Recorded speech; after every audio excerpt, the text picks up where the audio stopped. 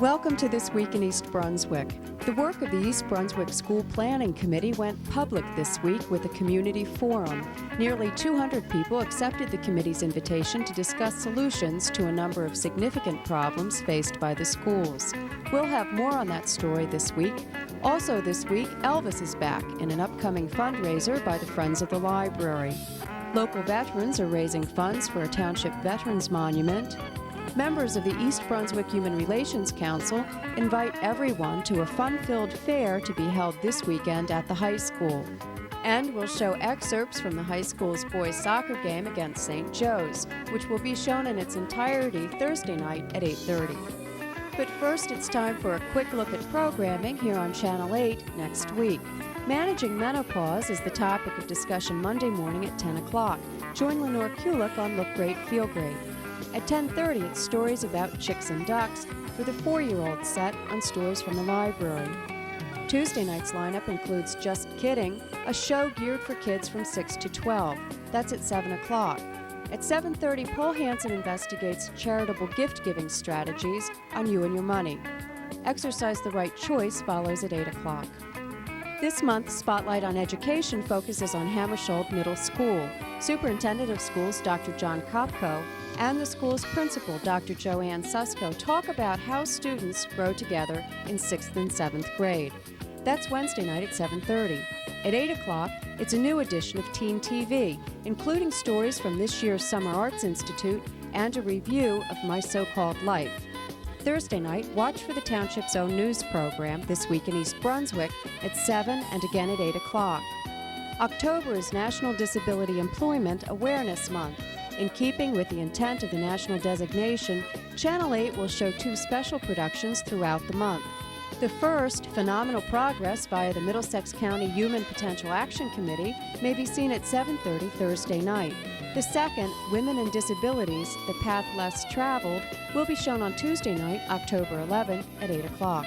For additional programming information, watch the Community Bulletin Board.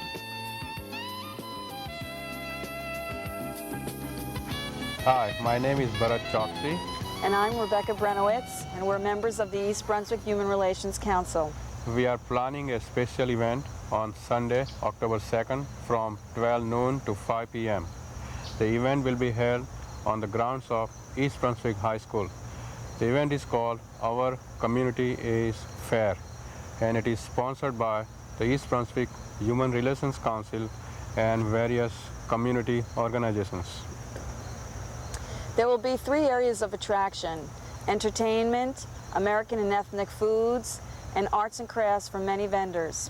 The free entertainment will include Korean dancers, folk dances from India, Middle Eastern and Israeli dancers, Native American dances, as well as African cultural music.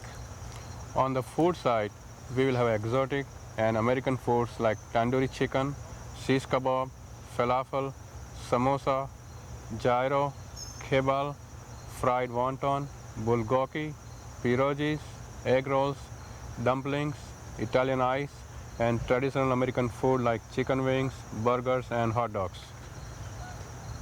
On arts and crafts side, more than 25 vendors will exhibit children's clothes and toys, Christmas ornaments, Judaica and Hanukkah art pieces, wooden ceramic carvings, African arts, porcelain, T-shirts, and jewelry.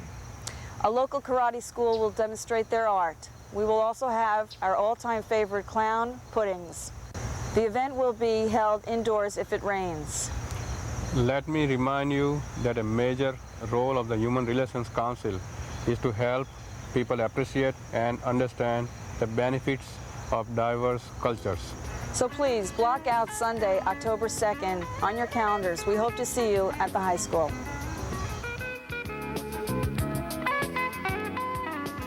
Calling all Elvis fans, this poster can be yours if you join the Friends of the Library in a membership category of $25 or more. Hi, I'm Josephine Fiamingo. By owning this special read poster, you are owning a part of Elvis, the part that loved to read. Did you know that he had a favorite reading chair and would take trunk loads of books with him on each and every concert tour? Take advantage of this limited edition memorable gift being offered exclusively by the American Library Association. To join the Friends of the Library, please call 3 390-6761 or pick up a Friends brochure at the circulation desk. If you are already one of our 1,600 plus individual, business, family, or organization members, won't you consider joining in a category of 25 or more this year? Watch in the mail for Friends renewals. Thank you. In the wake of the defeat of last year's Board of Ed referendum to put 9th graders in the high school, a school planning committee was formed. 70 members were selected from community, staff, and student volunteers. The committee's task is to study enrollment projections and facilities needs in the schools and to make specific recommendations to the Board of Education. On Wednesday night, the committee held a forum to gather community input on solutions to the challenges faced by the schools. Committee member Monty Block introduced the committee to almost 200 people in attendance. As a community, East Brunswick has been called intelligent, innovative, and always on the leading edge of technology. To our neighboring towns, we have a great reputation of being a community that is looked upon as being the innovators of tomorrow. Now we have a situation facing us with our education system that must be addressed. The simple fact is that the status quo of our education system will no longer serve our needs for today, let alone tomorrow. We have a school system that East Brunswick has always been proud of. It's a system that has educated and developed many of our children into the leaders of tomorrow. It has been rewarded and spoken of highly in the past. Unfortunately, that system of yesterday is not as healthy today as it once was. It is suffering now, and it is at the point of quickly becoming disabled. The problem has been analyzed and evaluated by our educational professionals, our teachers, and our students. As a community, we recognize the problem, and as parents and citizens, we have to address it and devise and implement a set of solutions. There are no secrets here. There is no secret agenda or preconceived solutions.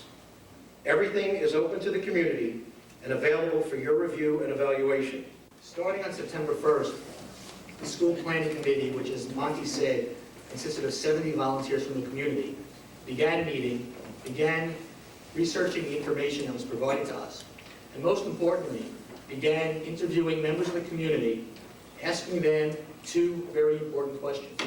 One, which issues related to facilities, technology, and programs do you believe will be the most critical for the East Brunswick School District during the next 5 years? And two, what would you propose as the solutions to these issues? Thus far, the Enrollment Committee has met 3 times on September 1st, September 12th, and September 21st. We met as a large group, and we broke down into 8 smaller groups so that we can discuss these issues and report back on the findings that we've accumulated from the community. We asked questions from about 20 people each, and we met and discussed it again without any preconceived notions as to the issues or the solutions.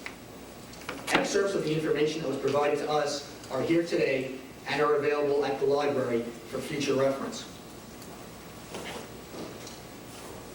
The committee has developed a mission statement, which is presented here tonight. And that was to develop a proposal to resolve problems related to growth in enrollment, aging infrastructure, lack of technology, and the resultant limitations to educational programs for students in the East Brunswick public schools. These issues that the committee has thus far come up with are interrelated. One, technology. Technology does not just mean a computer in every class, but also involves issues such as computer labs, wiring and networking of the schools, staff development, and similar issues must also be addressed. Overcrowding. By anybody who has studied the issue and has prepared projections, graphs of which are enclosed in the materials you have in front of you, the school system continues to grow. It has grown by over 500 students in the last 5 years. How we deal with this is of primary concern and why we're seeking your input. Facility improvement. The committee was able to take tours of the school buildings to see the conditions they were in. Many of our buildings, if not all, are over 30 years old. What repairs need to be made, what maintenance programs need to be established, and how they can be modernized to meet the ever-expanding educational programs are other issues that we have to decide and discuss today. Grade realignment. Grade realignment, again, is not a preconceived issue. Grade realignment is interrelated with facility improvement, programmatic changes, overcrowding, and technology. What we are concerned about is what is best for the children in light of these issues. And finally, continuing education programs. How can we better educate our children and enhance their education by making programmatic changes to improve the quality of their education in the coming years ahead? Tonight I'm here not in my official capacity as your former mayor or state senator, but as a parent of 3 children in our school system in East Brunswick and a resident since 1978. I've always enjoyed and been very proud of the town I've lived in and the educational system that we've provided our children. But I can't divorce myself totally because I do know things that are facts. That our enrollment has gone up and that we haven't been able, at least in the last few years, to address the urgent crisis that we have today in solving the problem of overcrowding in our schools.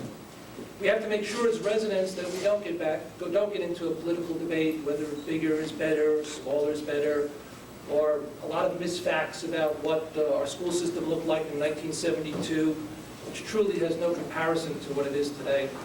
Most of the laws have changed and things are different. I think what we have to look for should not also become a debate whether it's a 3 or 4 year high school. It has to be a debate, and it has to be a solution to a problem that we have right now, that we need more space. And whatever that solution is, as long as it accomplishes that, at the same time take care of the needs of the future as far as technology, I think this community will come out much better. This is not an issue as a parent. This is not an issue as a teacher or a PTA member. This is a community issue. And I've always been proud to represent East Brunswick because we've solved our problems in our town. And when Joe talks about real estate and talks about what other people view us, I can tell you as my travels around the state and representing East Brunswick and Trenton, everyone comes over and talks about East Brunswick school system. I think it's important that we maintain that. After additional committee members expressed their concerns, members of the public were invited to share their perspectives with the committee. Though last year the referendum was defeated, I for one thought it was excellent. The whole problem there was the way it was packaged and marketed, and most people didn't understand that. They thought it was just a high school issue. They didn't understand that when Smith didn't become an elementary school again, that the classes, that my daughter's class, which in the past was 20 kids, would go to 25 kids.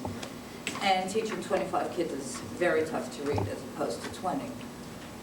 I think that whatever referendum is going to be coming out again, I think the whole thing has to be reworded and repackaged. And I think there has to be a lot of emphasis put on, you can talk to realtors and find out that why people specifically come to East Brunswick. Because there are a lot of people, and I've heard comments throughout the street that, well, my kids have finished with the system and it's not important to them anymore. But they have to understand that if it isn't important, it's going to affect them later. I've been a resident of East Brunswick for almost 10 years, coming from the New York City public school system, and I am an educator. I'm also a math teacher. I like the idea of moving the 9th grade to the high school, and what I see it doing is alleviating a lot of problems in the elementary. I had the whole referendum wrong.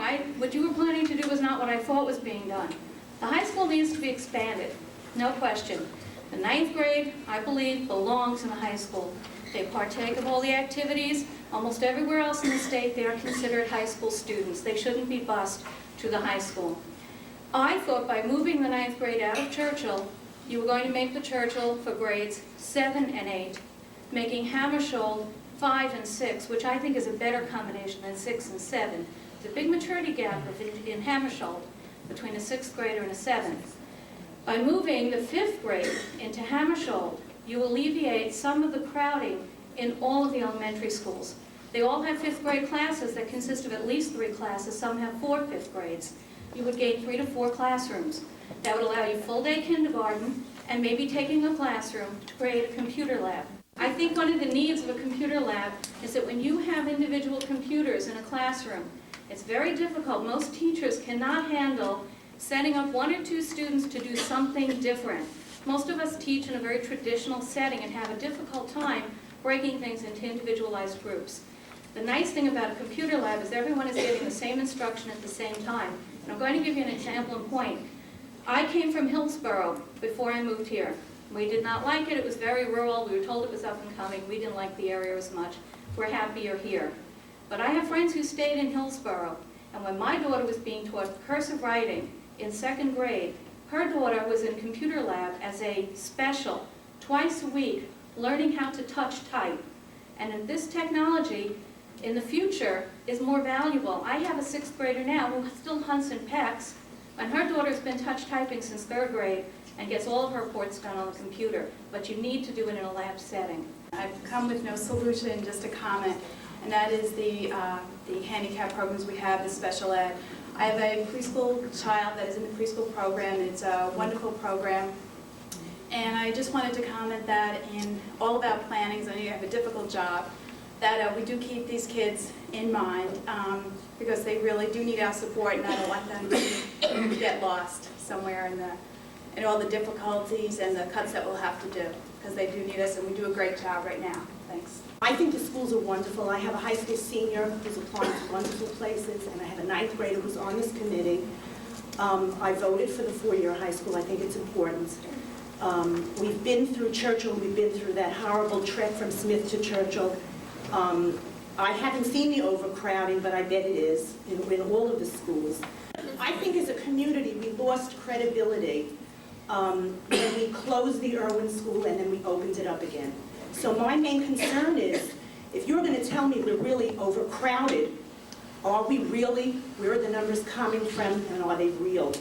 And if we go to the community again and pose the same problem, we've got to let them know that these numbers are in fact true. And I think the same thing goes for any kind of money for construction costs. It really has to be researched carefully.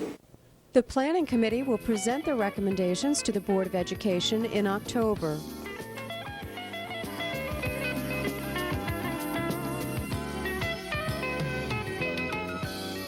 In a Greater Middlesex Conference boys soccer game, the East Brunswick Bears defeated longtime rivals, the St. Joe's Falcons, 2-1.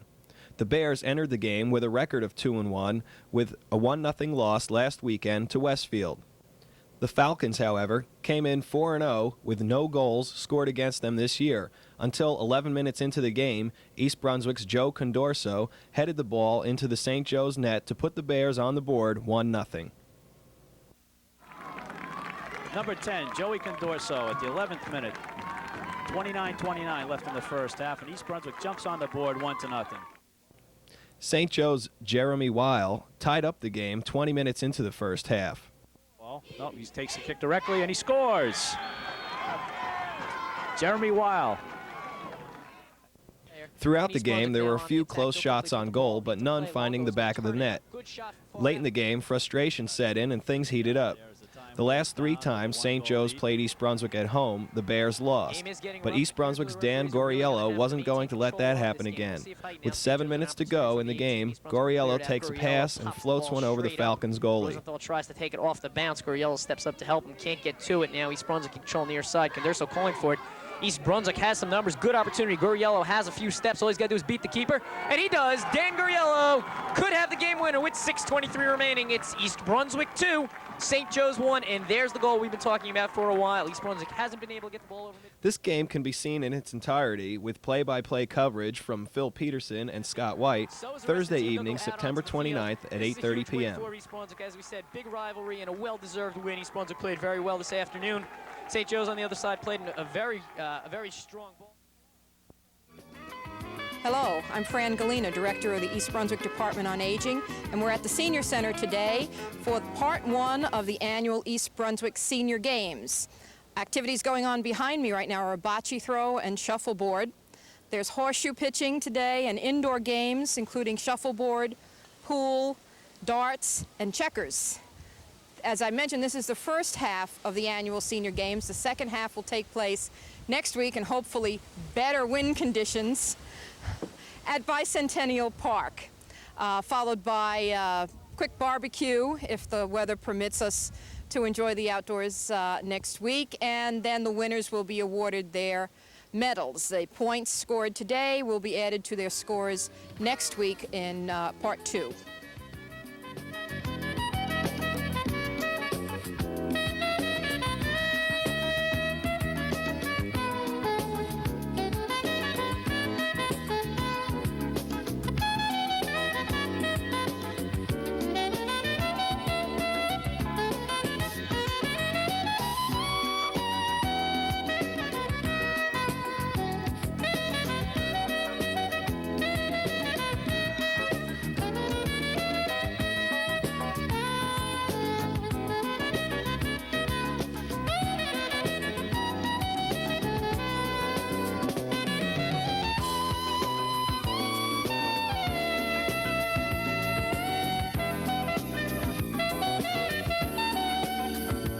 My name is Ira Roth, commander of the East Brunswick Jewish War Veterans. I'm here today as a spokesman for the East Brunswick Veterans Alliance. By now you should have received in the mail a pamphlet explaining the East Brunswick Veterans Memorial, such as this. We are here today at the site of the memorial. Contributions have been coming in and construction is projected to begin after the first of the year, in time for our Memorial Day ceremonies. The committee on this project, from the mayor and his staff, the town council, past mayors and dignitaries, as well as the veterans organizations, have worked many months in selecting a monument and surrounding area that will be most appropriate in honoring those men and women that have served and will serve in the future in our armed forces. This monument is not only to be utilized for Veterans Day and Memorial Day. We hope to coordinate with the Board of Education that classes will visit the monument and be made aware of the wars and conflicts that our country has participated in order for us to be the leading democracy in the world today. The public schools will be conducting an essay contest in the coming months, the subject being what Memorial Day means to me. The veterans organizations will present a plaque and savings bond to each winner at the dedication ceremonies. We believe this monument will be a proud addition to East Brunswick. Your donation could have somebody in mind, a buddy that you were in the service with, a grandparent, a parent, a relative, or a neighbor. Join the rest of us in making this monument a reality. Send in your contribution today. Thank you.